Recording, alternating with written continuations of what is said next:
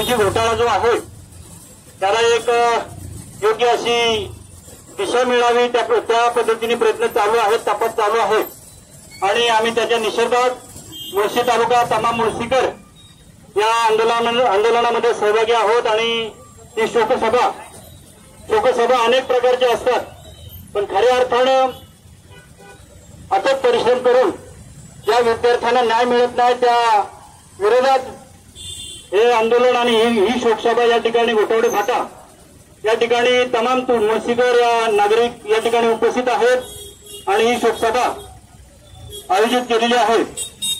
सन्माननीय भाऊजी केदारे, आपण पुढे या ठिकाणी बोलावं जरा 2 मिनिटं।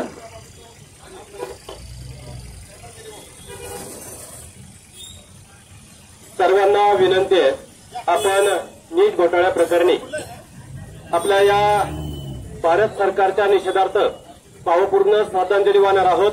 कार्यक्रमाला सुरुवात करत असताना सर्वांनी या ठिकाणी सरपंच आपण जरा 2 मिनिटं शांत उभं राहून पहिल्यांदा सरकारला श्रद्धांजली वाहू आणि आपला कार्यक्रम चालू करूया।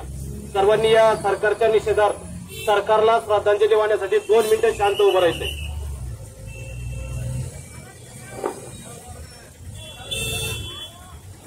साहेब जरा 2 मिनिटं जरा शांत उभं राहू द्या, नंतर आपण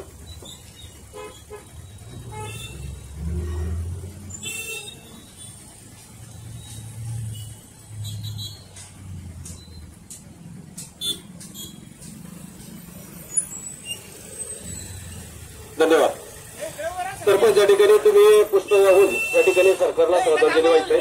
चला या ज्ञानेश्वर डफाळ त्या ठिकाणी पांडुदासजी गोळे पाटील या सर्वांना विनंती आहे, आपण या ठिकाणी या सरकारला पुष्प वाहून त्या ठिकाणी श्रद्धांजली अर्पण करून या ठिकाणी आपल्या आजच्या सरकारच्या नीट घोटाळ्याच्या शोकसभेला आपण सुरुवात करणार आहोत।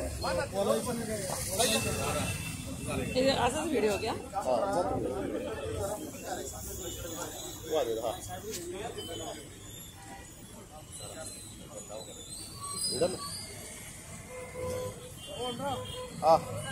हो या सरपंच, केंद्र सरकारच्या या चुकीच्या कारभाराला नीट घोटाळ्याला या ठिकाणी आपण असू द्या ते श्रद्धांजली अर्पण करत आहोत। आपण प्रातिनिधिक करतोय।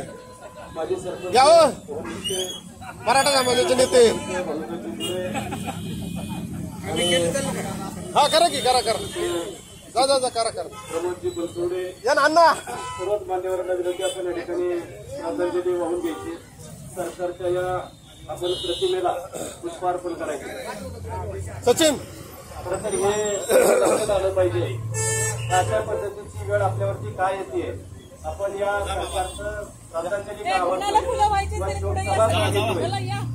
गांभीर्य सगळ्यांनी घेतलं पाहिजे।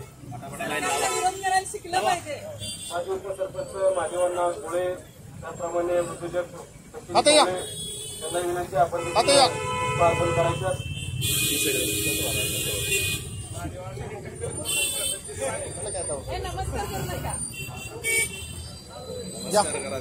घेतलं का मी बाबा